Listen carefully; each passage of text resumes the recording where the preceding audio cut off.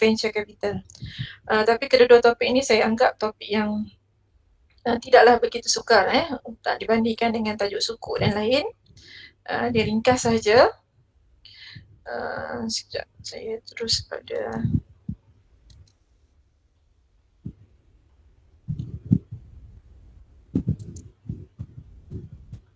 okay.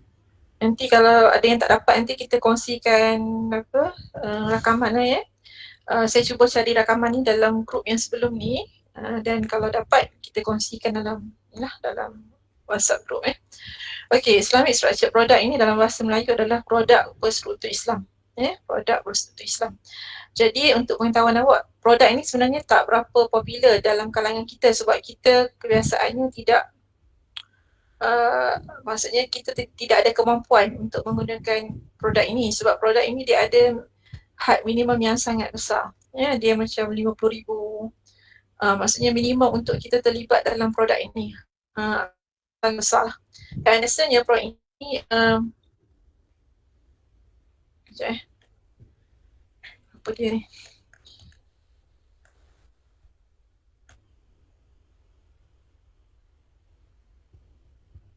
Sekejap.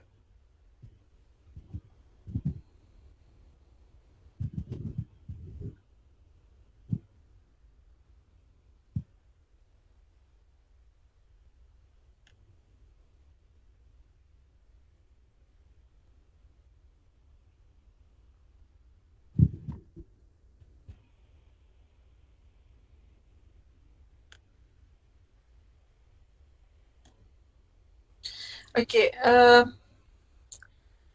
produk ini merupakan produk yang kita kenali sebagai yang popular dalam konvensional punya pasar, dalam konvensional punya kita kata pelabur, dan kita structurekan ataupun kita bentukkan produk ini mempunyai ciri-ciri yang hampir sama dengan produk berstruktur konvensional, tetapi kita gantikan dia dengan elemen-elemen Islam lah. Maksud saya di sini kita gantikan dia tu, maksud saya adalah kita gantikan dia dengan kontrak-kontrak yang patut syariah supaya produk tersebut boleh kita labur sebagai seorang pelabur Islam dan ia tidak mempunyai ciri-ciri seperti riba, gharar ataupun maisir lah Okay, kita lihat yang pertama. Saya terlupa ni, saya tak pasti ada program apa sebenarnya.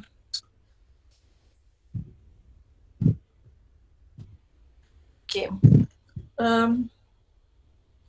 Iaitu, kita lihat dulu yang pertama iaitu produk berstruktur adalah security yang menggabungkan antara ciri instrumen berpendapatan tetap dengan ciri transaksi derivatif. Okay, sebelum tu kita lihat apakah sebenarnya produk berstruktur Islam ini. Yang penting adalah dia menggabungkan ciri instrumen berpendapatan tetap. Maksudnya apa? Berpendapatan tetap ni kita boleh andaikan dia contohnya macam ni. Berpendapatan tetap ni macam kita kata pulangan dia tetap. Pulangan contoh dia kata 5%. Jadi pulangan tu tetap. Tidak bergantung kepada turun naik lah. Turun naik pulangan yang diperolehi oleh syarikat pelabur tersebut. Ataupun kalau kita kata kat sini bank lah. Tidak bergantung kepada apa yang diperolehi, keuntungan yang diperolehi oleh bank. Dan instrumen yang berpendapatan tetap di sini kita rujuk kepada bond ataupun sukuk. Okey, dan ciri transaksi derivatif. Apa maksud ciri transaksi derivatif? Derivatif ni kita dah lihat secara tidak langsung dalam pasaran pertukaran asing. Kita dah pernah sebut hari tu. Produk-produk derivatif ini adalah seperti option, seperti apa lagi, seperti future, itu adalah produk-produk yang bersifat derivatif. Sekejap, ni program apa ni? Sekejap aduh. Saya ada miss dah ni.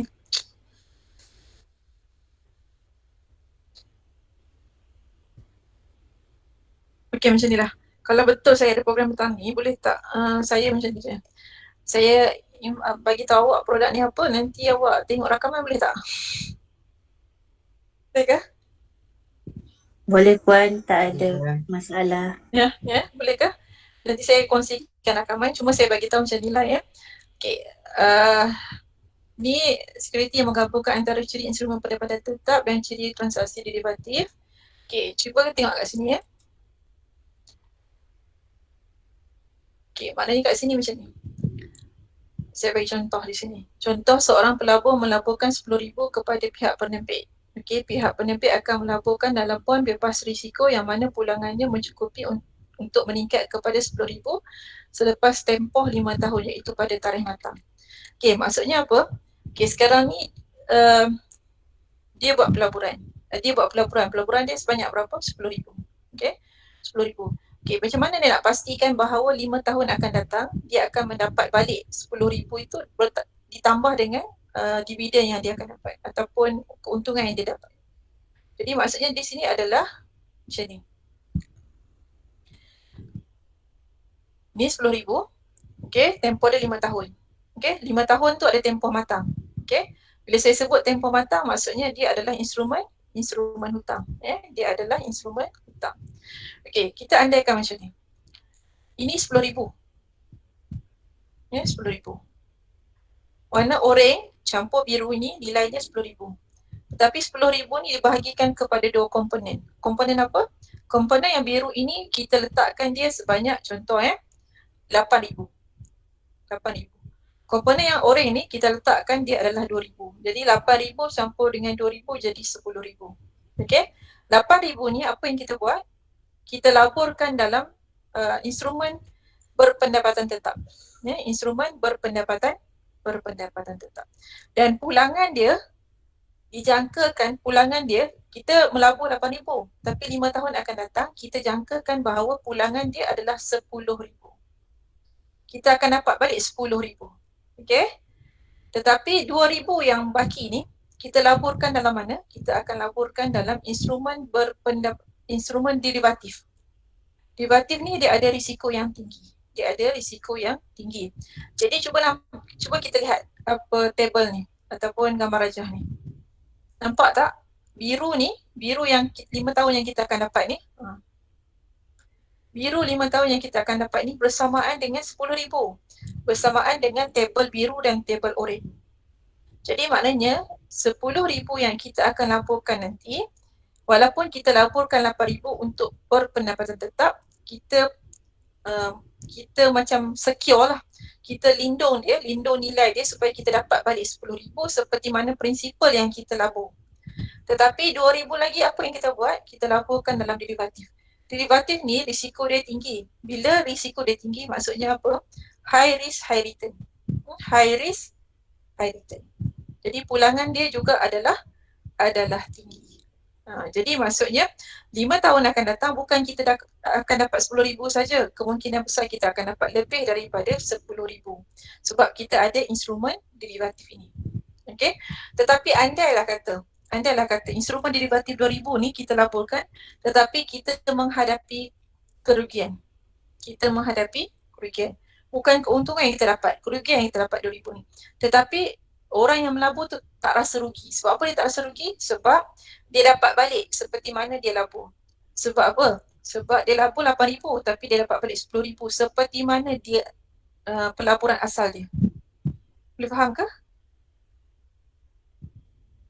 Boleh ke?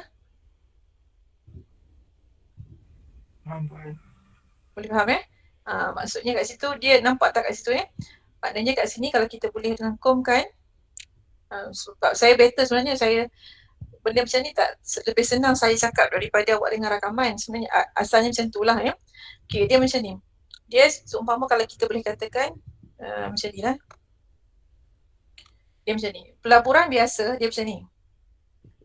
High risk, risiko tinggi, high return. Okay, nampak tak? Risiko tinggi, keuntungan juga tinggi. Jadi dalam produk apa yang kita akan dapat keuntungan tinggi kalau kita melabur? Itu dalam produk seperti option, future, forward dan swap. Ini yang macam awak tengok dalam pasaran pertukaran asing ni. Tapi maksudnya ini kaedah-kaedah yang kita boleh gunakan untuk dapatkan keuntungan yang tinggi. Sama ada kita melabur dalam option, dalam future, forward atau swap. Okay. Jadi inilah derivatif. Dia risiko tinggi, keuntungan juga tinggi. Tetapi Kalau kita pilih pelaburan yang kedua, apa? Risiko rendah, keuntungan juga rendah. Ini yang kita panggil sebagai produk yang macam mana memenuhi ciri ni, iaitu produk yang kita kenali sebagai bond ataupun sukuk. Sukuk dalam apa, merujuk kepada bond Islam lah ya. Kemudian instrumen berpendapatan tetap. Maknanya instrumen-instrumen yang berasaskan kepada konsep tawaruk, biasanya kita boleh katakan dia adalah berpendapatan tetap. Kalau awak lihat modus operandi tawaruk dalam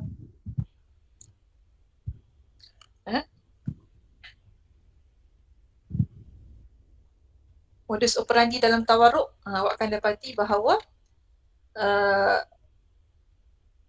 di situ akan ada apa yang dipanggil sebagai prosesnya adalah pendapatannya berpendapatan tetap. Tetapi untuk produk berstruktur, dia berbeza. Risiko dia rendah, tetapi dia keuntungan dia tinggi. Kenapa dia keuntungan tinggi? Sebab dia menggabungkan dua ciri. Ciri apa? Ciri instrumen pendapatan tetap dan juga derivatif. Ni, antara keduanya.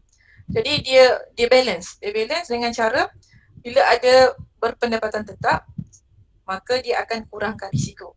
Tapi bila ada derivatif, keuntungan dia akan jadi tinggi. Jadi kat situ ada ciri-ciri yang kita panggil sebagai perlindungan modal. Kenapa wujud perlindungan modal? Sebab bila dia melabur 8,000 untuk pendapatan tetap, tapi dia dapat 10,000. 2,000 lagi dia labur untuk derivatif. Sekiranya dia tak dapat pulangan untuk derivatif, dia hanya dapat 10,000 saja, seperti mana apa yang dia laburkan.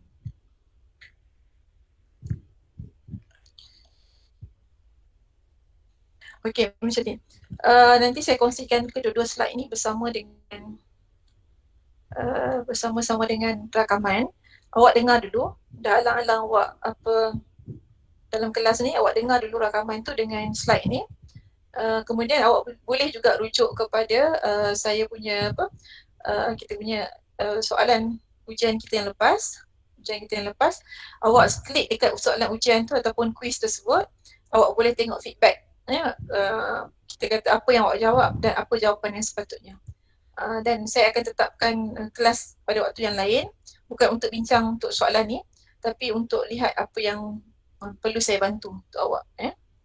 Jadi saya rasa untuk tu saya terpaksa juga move dulu sebab ada meeting yang perlu KJ masuk. Okay, saya rasa saja kot saya minta maaf. Saya pun terlupa tadi ada meeting tentang ni, taklimat yang KJ kena masuk. Okey, saya rasa itu saja. Assalamualaikum warahmatullahi wabarakatuh. Saya harap awak tengok rakaman tu supaya nanti memudahkan awak untuk jawab soalan ujian. Dan sebelum saya riliskan soalan ujian, saya akan tetapkan dulu kelas dengan awak untuk awak tanya soalan apa-apa yang bangkit daripada dua kuliah ni. Dan juga berkaitan dengan discussion untuk soalan dua soalan kuis nanti. Jadi saya rasa itu saja. Assalamualaikum warahmatullahi wabarakatuh. Waalaikumsalam, Puan. Okay, saya minta maaf.